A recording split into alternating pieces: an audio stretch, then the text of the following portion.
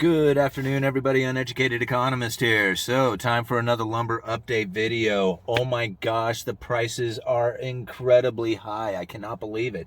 Lumber is going to reach up and touch its new all-time high again. We are just shy of 900 per thousand in the lumber futures market.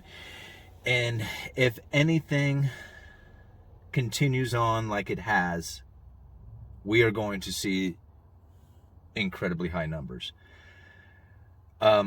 Customers are now shocked. For those of you who don't know, I work at a lumber yard. I do retail sales, and the customers, like, some of them are well aware of it. Like, they come in and are like, yeah, my gosh, I can't believe the price. Other ones, like, I had a customer come in today. He came in, he asked for 20 sheets of plywood. We told him it was going to be just shy of $800, and his jaw hit the floor. He was just like, no, I only need 20 sheets. And was like, yeah. And he goes, no, of half-inch CDX. And we said, yeah.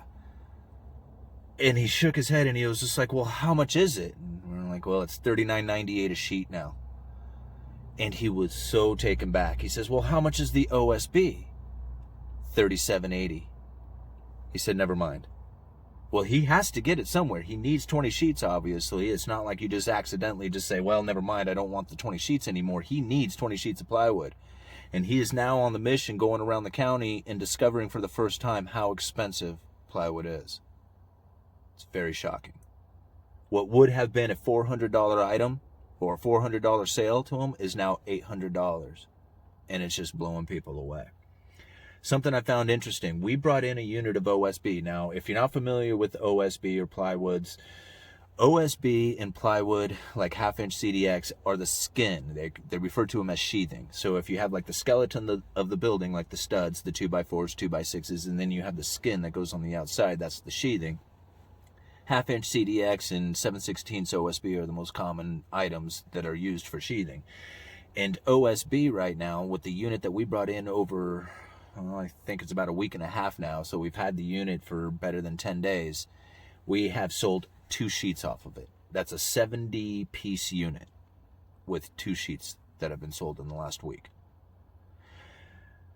Customers are not interested in buying the OSB when they can get the half-inch CDX for practically the same price. So something we should look at is when OSB prices start to come down, then we should probably feel that like those all-time highs are cresting. But listen to this.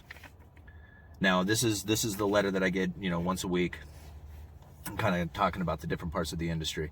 OSB continued the upward trend this week. Inventory levels remain lean throughout all segments of the business, and many mills are struggling to get the wood produced and shipped in a timely manner. Most of the mills remain off the market as they are justifiably concerned about filling contracts.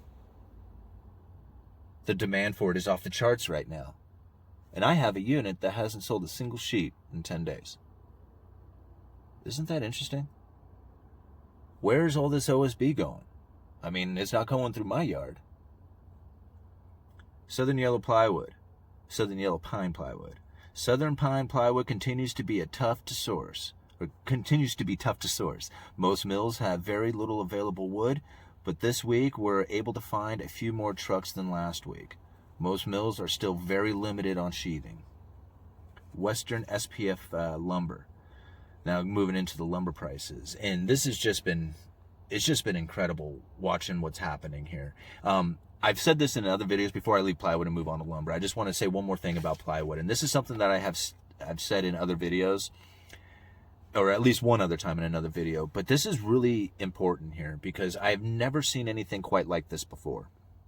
Half-inch, there's 2 basic types of plywood when it comes to like new construction. You got CDX and ACX, and it's kind of like grades in school. D being the worst and A being the best. You have an AC, so it's an A side and a C side, and a CD, a C side and a D side. And so the CDX is like something that's going to be covered up. It's just used for sheathing. You're going to plan on putting siding or something over the top of it. ACX has a much cleaner face to it. It's usually like more of a paint grade kind of surface, not exactly like cabinet grade material, but a much cleaner surface for the A side as opposed to like the CDX that you would get. So ACX usually carries a much better premium to it. It has a much better face. So get this, half-inch CDX right now selling for $39.96, 3/4 inch AC, $46.50. There's a $7, less than a $7 difference between the cheap 1/2 inch CDX sheathing and the higher end 3/4 AC. You go down to the plywood, to the construction plywood area, and you can pretty much say that all the plywood's the same price. It doesn't matter what you get, whether it's CDX, doesn't matter what thickness it is, doesn't matter. It's all about the same price now. That is something I have never, ever seen in my entire life. Sometimes you get kind of close, but for the most part, there's usually a pretty decent spread between the 1/2 inch CDX and the 3/4 AC. I mean, usually I would say like a CDX, 1/2 inch CDX would sell for $20 a sheet, and 3/4 AC should be $35 to $40. You know, that would be a typical spread. So anywhere from $15 to $20. Right now it's sitting at less than $7. That's incredible. Never seen anything quite like that. All right, so moving on to lumber here. Lumber, Western SPF. Prices of Western spruce moved sharply higher on the momentum of last week's firming trend. Producers pushed order files through February, and prices sharply higher. Southern pine, all zones. Buyers continue to use caution, although the down market seems to be slowing. All right, so apparently the southern yellow pine market was easing up there for a little bit, but they're saying that the downside is slowing. Downside risk concerns are tapering off in recent days. Western species of dry dimension. Western species still continues to be strong. Most mills are off the market and have skinny offerings. Green dimension. Green Doug fir sales increased in momentum this week. Prices on GDF, Green Doug fir, narrows were strong. Wides, that narrow boards like 2x4s, 2x6s. The wides, the wider boards, were somewhat quiet, with 2x10s being soft. GDF studs continue to show strength with double-digit increases. So, yeah, it's going to be weird times here. If this is what it's like in the middle of January, the slowdown, like the slowest part of the season, and lumber is reaching up to its new all-time highs, I cannot imagine that there is going to be any relief of this all through the rest of the year into the summer.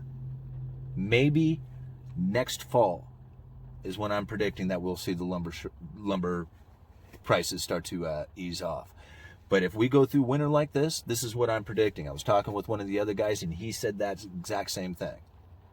That if this continues for, as we head into the new building season, because you got to think, right now is the slowdown in the building season, and, come spring, like generally around April, the end of April, starting into May, that's when the framing packages really start to ramp up.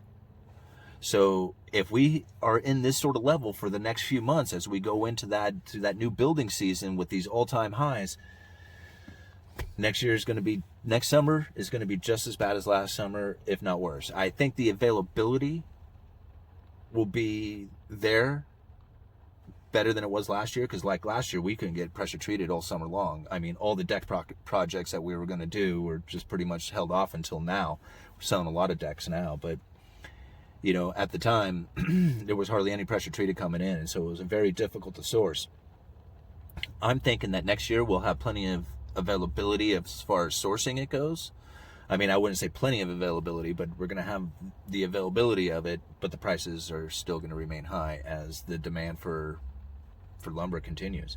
The only thing that would obviously change that is if something, in the economy changed and all of a sudden we started seeing higher interest rates or something like that, making it more difficult for people to take out loans to buy homes, or, to do new construction loans and stuff like that, then that would be a different game changer. So, but if things continue on the way they are right now, that's what I see. I see lumber prices staying elevated all through next summer.